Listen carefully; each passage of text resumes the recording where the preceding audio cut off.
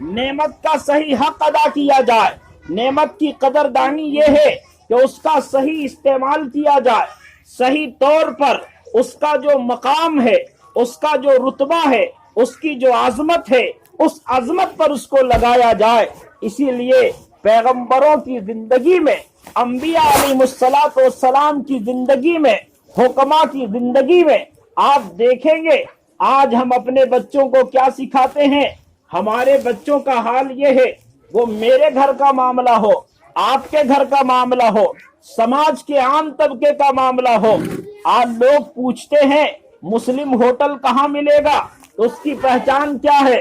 جہاں سب سے زیادہ گندگی ہو، جہاں بدبو آ رہی ہو، جس گلی میں کوڑا کرکٹ پھینکا ہوا ہو، بچے شور گل کر رہے ہو، تو اس گلی میں گزر جائیے، معلوم ہو جائے گا کہ یہ مسلمانوں کا محلہ ہے، یہ میاں کا محلہ ہے۔ یہاں کے بچے غیر مہذب ہوں گے، آپس میں ماں بہن کی گالیاں دے رہے ہوں گے، اس لیے کہ ماں باپ بھی یہی کرتے ہیں، ہم اپنے گھروں میں اس کے والدین بھی یہی کرتے ہیں، تو بچے وہی سیکھ رہے ہیں۔ وہاں سے گزرنے والا آدمی اس بات کا احساس کرتا ہے کہ یہ میاں محلہ ہے، یہ مسلمان لوگ ہیں، یہ بیکورڈ لوگ ہیں، یہ گرے ہوئے لوگ ہیں، ان کو سماج سے، ان کو تہذیب سے، ان کو تمدن سے، ان کو صحیح کلچر سے کوئی لینا دینا نہیں ہے۔ یہ جانوروں کی زندگی گزار رہے ہیں۔ بڑے ہو کر کے ان کا بیٹا کوئی گیریج میں جائے گا، کوئی راج مستری بنے گا، کوئی ٹائر ٹھوکے گا، یہی ہماری زندگی کا صبح و شام ہے۔ میرے بھائیوں، یہ اولاد اللہ تبارک و تعالیٰ نے ہمیں عطا کی تھی۔ ہمارے پاس شریعت ہے، ہمارے پاس دین ہے، ہمارے پاس وہ طریقہ ہے جو دنیا کے کسی قوم کے پاس نہیں ہے، دنیا کے کسی طبقے کے پاس نہیں ہے۔ اللہ رب العزت نے ہمیں قرآن جیسی عظیم الشان کتاب عطا کی ہے، امام الانبیاء جیسے ایسا نبی ہمیں عطا فرمایا ہے کہ جس نبی کا مقام عرش معظم سے بھی بلند و بالا ہے۔ خدا کے بعد سب سے بڑا رتبہ اگر کسی کا ہے تو پیارے آقا حضرت محمد الرسول اللہ صلی اللہ علیہ وسلم کے پاس ہے۔ ہمیں زندگی گزارنے کا، ہمیں زندگی اور موت کا، ہمیں پیدائش اور بچوں کی تربیت کا، بچوں کی اولاد کے پیدا ہونے کا، بلکہ پیدا ہونے سے پہلے کے طریقہ کار کا، بچوں کی بسم اللہ خوانی سے لے کر کے اس کے کھیلنے کودنے تک کے آداب کا، تمام چیزوں کا علم ہمیں دیا گیا تھا۔ ہمارے پاس وہ کتابیں موجود تھی، صاف صفائی کے سادھن موجود تھے، لیکن دنیا میں ہم سب سے زیادہ ذلیل اور رسوا ہوئے، اس لیے کہ ہم نے اس طرف دھیان ہی نہیں دیا، ہم نے اس طرف توجہ ہی نہیں دی ہے۔ ہمارا بچہ جب بولنے لگتا ہے، ہمارا بچہ جب بولنے کے قابل ہوتا ہے تو ہم اسے دنیا کی چیزوں کو بلواتے ہیں، ہم اسے بلی اور کتا پڑھاتے ہیں، اور اس کے دماغ میں، اس کے دل و دماغ میں انہی چیزوں کو بٹھاتے ہیں۔ ابھی یہ بچہ اس قابل بھی نہیں ہوتا کہ یہ بستہ اٹھانے کے لائق ہو جائے، یہ کتابوں کا بوجھ برداشت کر سکے۔ اس کو ہم منو بوجھ بستے میں لاد کر کے اور ادھر بھیج دیتے ہیں کہ جہاں دن رات وہ غیروں کی تربیت میں رہتا ہے، غیروں کے آغوش میں رہتا ہے، اور وہ وہاں سے آ کر کے کیا سیکھے گا؟ ہم ادھر کلمہ پڑھ رہے ہوں گے، باپ نمازی ہوگا، باپ حاجی صاحب ہوں گے، باپ مولانا صاحب ہوں گے، باپ قاضی صاحب ہوں گے، لیکن بیٹا اور بیٹی کیا کر رہے ہوں گے؟ اسلام کے خلاف بغاوت کر رہے ہوں گے، اسلام کے خلاف آواز اٹھا رہی ہوگی۔ کبھی ٹی وی پر بیٹھ کر کے مسلمان بیٹیاں، مسلمان بچیاں کیا کہتی ہے؟ ایک غیر مسلم سے شادی کرنا یہ اسلام نے ہمیں سکھایا ہے، اسلام رواداری کا مذہب ہے، اسلام انسانیت کا مذہب ہے، اس لیے اگر ہم نے کسی سے نکاح کر لیا، کسی سے شادی کر لی، کسی سے پھیرا لے لیا، تو اس میں کوئی قباحت نہیں ہے، وہ بھی انسان ہے، ہم بھی انسان ہے۔ اس کی وجہ کیا تھی؟ ابا حاجی صاحب تھے، لیکن ابا نے کبھی بیٹے کی طرف، ابا نے کبھی بیٹی کی طرف، یعنی ان نعمتوں کی شکر گزاری نہیں کی ہے، ان کی قدردانی نہیں کی ہے۔ ان کو کیسی تربیت دینی چاہیے تھی، کیسی تعلیم دینی چاہیے تھی، اس کی طرف کوئی توجہ نہیں ہوئی۔ نتیجہ یہ نکلا کہ مولانا صاحب کی بیٹی تسلیمہ نسرین بن کر کے اسلام کے خلاف آواز اٹھاتی ہے، پردے کے خلاف آواز اٹھاتی ہے اور اسلام کے خلاف آوازیں لگاتی ہے، اس کی بنیادی وجہ یہی تھی کہ ہم اس کی تعلیم تربیت صحیح نہیں کر پائے۔ آج ضرورت ہے کہ ہم ان نعمتوں کی قدردانی کریں۔ اللہ کے نبی حضرت یعقوب علیہ السلام ایک بڑے پیغمبر گزرے ہیں، جلیل القدر نبی ہے۔ اللہ تبارک و تعالیٰ نے حضرت یعقوب کو وہ مرتبہ عطا فرمایا، وہ مقام عطا فرمایا کہ یعقوب کی نسل سے، حضرت یعقوب کی نسل سے 40,000 پیغمبر پیدا ہوئے۔ 40,000 پیغمبر یعنی بنی اسرائیل میں جتنے نبی ہوئے سب کے باپ حضرت یعقوب ہیں، اور اسرائیل انہی کا نام تھا۔ اور یعقوب علیہ السلام کو یہ شرف حاصل تھا کہ آپ خود پیغمبر ہیں، آپ کے ابا پیغمبر ہیں، آپ کے دادا پیغمبر ہیں، آپ کے چچا پیغمبر ہیں، آپ کے بیٹے بھی پیغمبر ہیں۔ حضرت یوسف آپ کے بیٹے ہوئے، اور آپ کے ابا یعقوب علیہ السلام کے ابا کا نام کیا تھا؟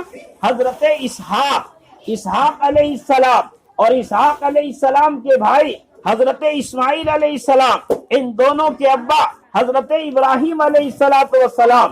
حضرت یعقوب علیہ السلام کا آخری وقت آیا ہے، جب آپ مرنے کے قریب ہوئے، اللہ سے ملاقات کا وقت قریب ہوا، قرآن نے اس واقعے کو نقل فرمایا اور دنیا کے لوگوں کو، قرآن کے پڑھنے والوں کو، قرآن کے مخاطبین کو یہ بتایا کہ اے لوگوں، اپنی اولاد کی تربیت کیسے کرنی ہے، اپنی اولاد کو کیسے سمجھانا ہے، توحید کا پاٹھ سکھانا ہے، توحید کا سبق سکھانا ہے، اللہ کے نبی کا تعارف ان کے سامنے کرانا ہے۔ تو حضرت یعقوب علیہ السلام کو یہ فکر لاحق تھی کہ میں تو چلا جاؤں گا دنیا سے، لیکن میرے بعد میرے بچوں کا کیا ہوگا، میری اولاد کا کیا ہوگا۔ ہم تو یہی سوچتے ہیں کہ ہمارے جانے کے بعد ہمارے بال بچہ کے پاس کچھ مال و متاع رہے، کھیت باڑی رہے، کوئی ٹاٹ اور کوئی مکان بنا ہوا رہے۔ ہم اپنی اولاد کو فقیر بنا کر کے نہیں جائیں گے، اپنی اولاد کو یوں ہی چھوڑ کر نہیں جائیں گے۔ اس کی فکر تو ہم کو ہوتی ہے، لیکن ہم نے کبھی یہ فکر نہیں کیا کہ ہمارے بعد ہماری اولاد، ہمارے بعد ہمارے بچے، ہمارے بعد ہماری بیٹیاں، ہمارے بعد ہمارے پوتیاں یہ کس دین پر رہیں گے، یہ توحید پر کار بند ہوگی کہ نہیں، آخرت ان کا سنورے گا یا بگڑ جائے گا، یہ دنیا میں اسلام پر عمل کرنے والے ہوں گے یا نہیں ہوں گے، اس کی طرف ہم کبھی توجہ نہیں کرتے۔ ہمیں کبھی بیٹھا کر کے اپنے بچوں سے بات کرنے کی فرصت ہے ہی نہیں ہے، بس ہم کمانا جانتے ہیں، اور اپنے معاشرے میں یہ ہے کہ عورت کو بھی کمانے پر لگا دیا ہم، اور آج تو اور اس پر بہت زیادہ نیم پر چڑھا کریلا یہ ہو گیا کہ مسلمان گھروں کے مرد اتنے کمزور ہو گئے، ان کی آمدنیاں اتنی کم ہو گئی کہ ہم نے عورتوں کو بلوک گھمانا شروع کر دیا ہے، ہم نے اپنے گھر کی عزتوں کو چوراہوں پر گھمانا شروع کر دیا ہے، اور کبھی اس منڈل کے نام پر، کبھی اس منڈل کے نام پر کیا کر رہے ہیں، ہم اپنی عزت کو اپنے ہاتھوں سے نیلام کر رہے ہیں۔ اس سے آپ کے گھروں میں خیر و برکت نہیں آئے گی، یہ نحوست آئے گی۔ اللہ کے نبی حضرت محمد الرسول اللہ صلی اللہ علیہ وسلم نے فرمایا تھا، ایک زمانہ ایسا آئے گا کہ لوگ سود سے تو بچنے کی کوشش کریں گے یا سود سے بچ جائیں گے، لیکن اس کے ٹکڑوں سے، اس کے گرد و غبار سے نہیں بچ سکیں گے۔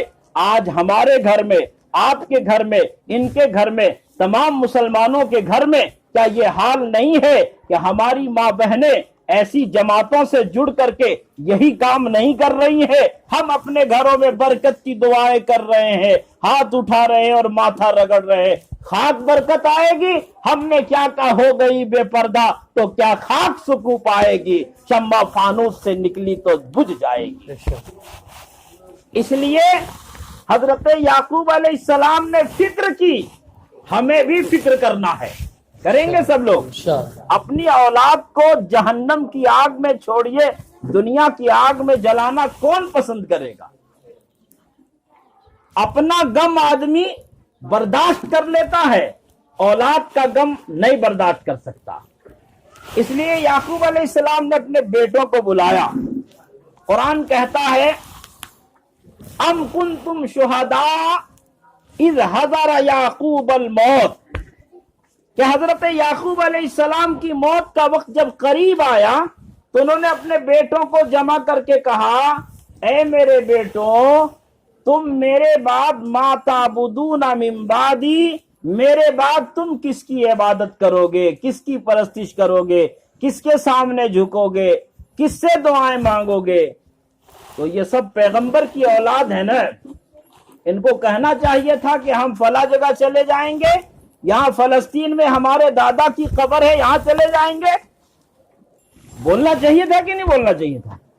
لیکن انہوں نے کہا کہ ابا جان آپ فکر مند کیوں ہیں، ہم عبادت کریں گے ایک اللہ کی، آپ کے رب، آپ کے معبود، آپ کے ابا حضرت ابراہیم علیہ السلام، حضرت اسحاق اور اسماعیل علیہ السلام کے معبود کی، جو ایک پروردگار ہے، ایک رب ہے، اور ہم سب تو مسلم ہیں، ہم سب مسلمان ہیں، ہم سب فرما بردار ہیں، ہم سب آپ کے دین کے ماننے والے ہیں اور آپ کے رب کی ماننے والے ہیں، اس لیے ہم سب بندگی کریں گے ایک رب کی، ایک واحد پروردگار کی۔ یہ توحید کا سبق حضرت یعقوب نے اپنے بیٹوں کو اس لیے سکھایا کہ توحید یہ بنیاد ہے، ہمارے عقیدے کی بنیاد، ہماری نجات کی بنیاد، ہماری دنیا بنانے کی بنیاد۔ اگر یہ بنیاد خراب ہو گئی، یہ بنیاد ختم ہو گئی، یہ بنیاد بگڑ گئی تو کیا ہوگا؟ پوری عمارت خراب ہو جائے گی۔ ایک آدمی بہت نماز پڑھتا ہو، بہت روزہ رکھتا ہو، لیکن توحید کو تسلیم نہیں کرتا تو اس کا روزہ اور اس کی نمازیں مقبول نہیں ہو سکتی ہے۔ اس لیے پہلی اور بنیادی چیز کیا ہے؟